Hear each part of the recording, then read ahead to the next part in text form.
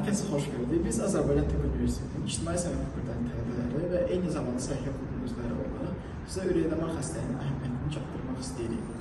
Hazırladığımız bu video əhalinin, xüsusilə də qadınların arasında ürək-damar xəstəliyinin risk faktorları barədə məlumat çatdırmaq məqsədi daşıyır. Bugünkü müsahibimiz 100 nömrəli tam orta məktəbin biologiya müəlliməsi Qafarova Xurmayan xanımı olacaq.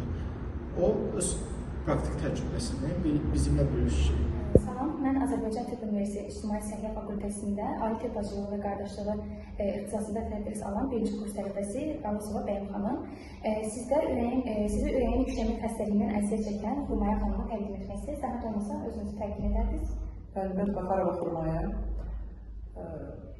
Artıq 37 ildir ki, müəllimə işləyirəm orta məktəbdə. Bakı şəhəri 100 nömrəli tam orta məktəbin biologiya müəlliməsiyəm. İllər öncə ürəyimdə narahatçılıq hiss etdim və həkimə müraciət etdikdə artıq təyin olundu ki, məndə ürək işemik xəstəliyi artıq başlayır. Amma səbəblərini öyrənməyə gəldikdə, məlum oldu ki, məndə qalxanvari vəziyyədə bir problem yaşanır. Demək, orqanizmə lazım olan qalxanvari vəziyyənin ifraz etdiyi tiroksin hormonunun çatışılması. Bunun nəticəsində də ürəyimdə belə bir problem yaşanmış, hətta ürəyin perikard hissəsində çox miqdarda mayenin yığılmasına səbəb olmuşdu. Bundan sonra artıq ürəyin işemik xəstəlik müalicəsinə başlanıldı və nəticədə məlum oldu ki, məndə qan azlığı var. Ürəyin xəstəliyini müalicə ilə bərabər eyni zamanda qan azlığını da təmin etməyə başladıq, onun bərpası ilə məşğul olduq. Bəs xəstəliyin ailəmizdə və ya da qan qohumluğu olan insanlarda daha öncə bu xəstəliyin olduğunu görmüşsünüz. Yəni genetik demək olar mı? Yox, bu xəstəlik demək olmaz ki, genetikdir. Çünki mənim ailəmdə ürək xəstəsi olan ailə üzvlərindən heç kəs yoxdur.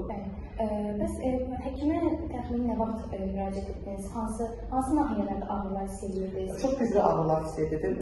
Yəni təngə nəfəslik, boğulma halları, sonra halsızlıq hiss edirdim özümdə.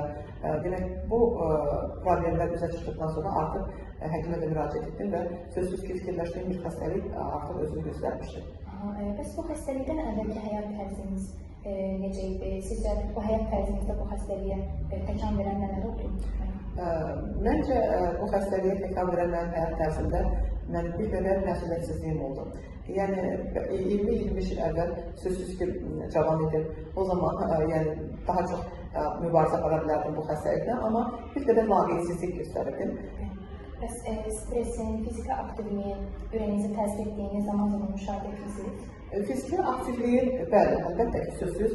Fiziki aktivlik normadan çox məndə, fiziki aktivlik var. Məsələn, mən özüm bioloqam. Bilirəm ki, müəyyən işdən sonra müəyyən qədər də fasilə vermək lazımdır. Amma aramsız fasilələrlə iş rejimi var idi məndə və müəyyən streslər də sözün doğrusu yaşanmışdı. Sözsüz ki, onların da ətrafda baş verən hadisələrin də hamısının təsiri var idi. Bəs bu müalicələrdən sonra həyat tərzinizdə bir dəyişikliklər elədiniz? Sözsüz müalicələrdən sonra həyat tərzində dəyişiklik hiss etdim. Artıq kilometrlərlə getsəm, gün ərzində 4 kilometr, 5 kilometr məsafə qət etsəm də ürək nahiyəsində o ağrıları hiss etmirəm. Sonra normadan çox çəkinin artması və azalmasını müşahidə etmirəm. Bax, bu kimi hallara nail olmuşam. Sizə öncəliklə şəfa dilirik bu xəstəliklə mübarizə aparmağınızda və son olaraq istəyərdik ki, ürək xəstəliyindən əziyyət çəkən və yaxud da hələ ürək xəstəsi olmamış insanlara cəmiyyətə nə kimi tövsiyələr vermək istəyərdiniz? Tövsiyələrim bir neçə ola bilər. Sözsüz ki, mən bu xəstəliyi keçirmişəm və bu xəstəliyin ağrılarını da çəkmişəm. Amma insanlara belə tövsiyə vermək istərdim ki, demək, əgər bir mühərrik, bir avtomobili işlədirsə, kilometrlərlə məsafə qət etməyə onu vadar edirsə, eləcə də insanda ürəyə mühərrik kimi baxmaq lazımdır. Yəni, dayanmadan, dincəlmədən işləyən bir mühərrik kimi. Əslində bizə elə gəlir ki, ürək dayanmadan, dincəlmədən işləyir. Amma bilmək lazımdır ki, ürək çox ağırlı bir orqandır. O nə qədər işləyirsə, o bir də dincəlir. Tövsiyələrindən biri bu olacaq ki, hal-hazırda məsələn bizim yediyimiz qıdaların çox hissəsinin geni dəyişilmişdir. Sağlam qida ilə qidalansınlar, təmiz havada çox olsunlar, çox gəlsinlər, hərəkət etməyi bacarsınlar. Sonra demək, stressdən uzaq olsunlar. İnsana vacib olan proseslərdən biri də normal yuxunun olmasıdır. Yəni normal yuxu vacibdir, beynin sakitliyi vacibdir.